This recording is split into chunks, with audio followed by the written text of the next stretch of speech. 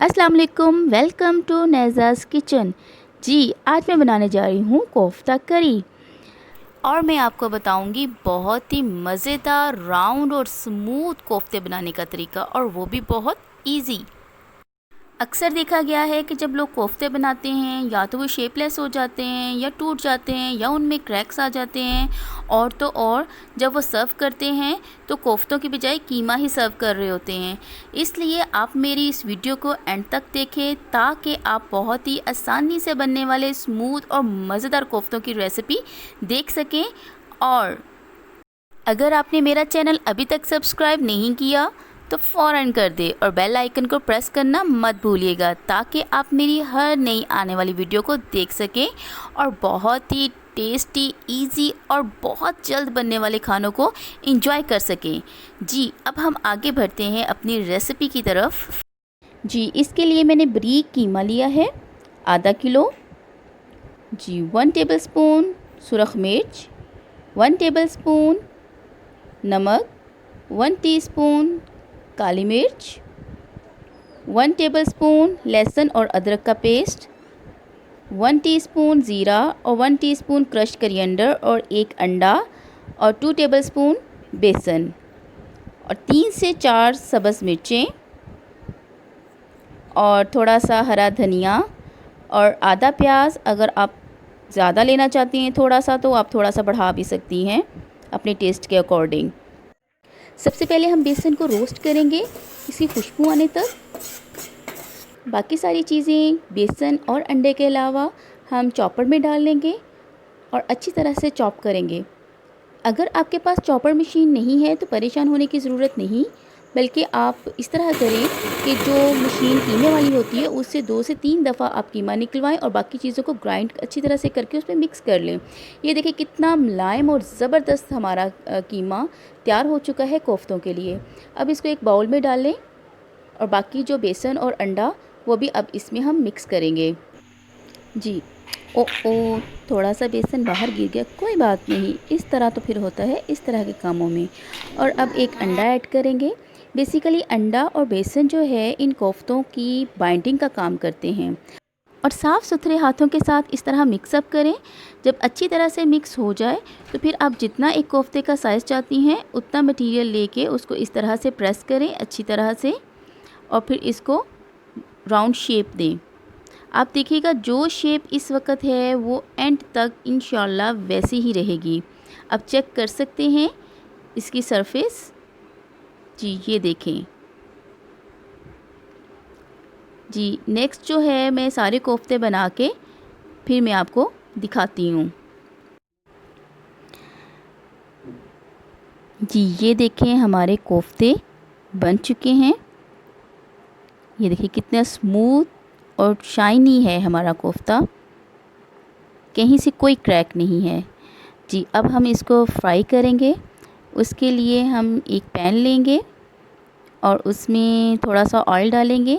ज़हन में रखिएगा कि इसको हमने शैलो फ्राई करना है, डीप फ्राई नहीं करना। और इसमें जो है हम कोफ्ते ऐड करेंगे और फ्लेम को लो ही रखेंगे, क्योंकि अगर हम हाई फ्लेम करेंगे तो ये बाहर से जल जाएंगे और अंदर से कच्चे रहेंगे। क्योंकि ये कच्चा कीमा है इसलिए हम लो फ्लेम पे ही रखेंगे ताकि ये अंदर तक अच्छी तरह से फ्राई हो सके। जी, याद रखिएगा इन कोफ्तों को हमने 70 to 80% फ्राई करना है, हमने फुल फ्राई नहीं करना। जी, ये एक साइड से हमारे फ्राई हो चुके हैं। इसको एहतियात से अब हिलाना है हमने ताकि ये शेपलेस ना हो। बहुत ही प्यार से धीमे हाथ से। जी, ये देखिए हमारे एक साइड से फ्राई हो चुके हैं। अब दूसरी साइड से फ्राई करेंगे।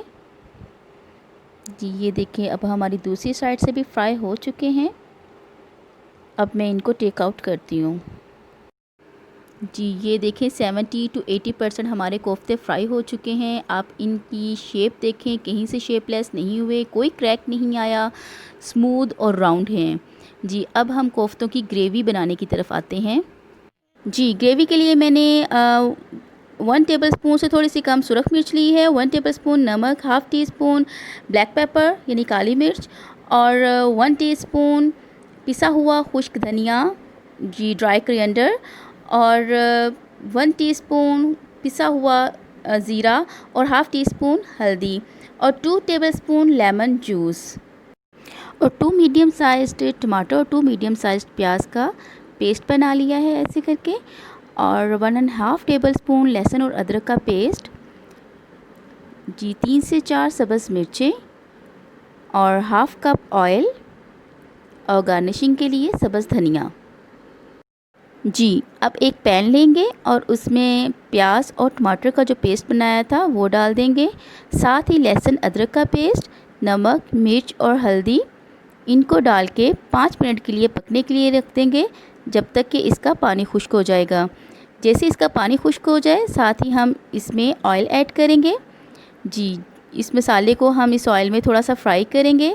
जैसे ही ये मसाला थोड़ा सा घी छोड़ने लग जाए, इसके किनारों पे आप देखें ये थोड़ा सा घी जो है वो नज़र आ रहा है हमें, फिर हम इसमें कोफ्ते ऐड कर देंगे जो 20 to 30% पकने वाले हैं।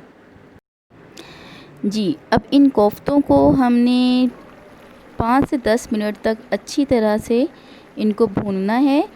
इसमें जो दूसरे मसाले हमारे जैसे कि ये काली मिर्च, खुश्क धनिया और ज़ीरा, ये तीनों स्पाइसेस जो हमारे रहते थे इसमें डाल के अच्छी तरह से अब इन दोनों चीज़ों को हम भूनेंगे, मसाले को भी और कोफ्तों को भी, और ताकि कोफ्तों के अंदर जो कच्चापन है वो ख़त्म हो जाए और हमारा मसाला भी अच्छी तरह से तैयार हो जाए। ये देखें अब कोफ्ते हमारे बहुत अच्छी तरह से भून चुके हैं और हमारा मसाला भी बहुत ज़बरदस्त खुशबू आ रही है, यकीन माने। और आप ये देख सकते हैं कि कोई भी कोफ्ता ना तो शेपलेस हुआ है और ना ही कोई इसकी जो है वो कोई क्रैक्स आपको नज़र आएंगी।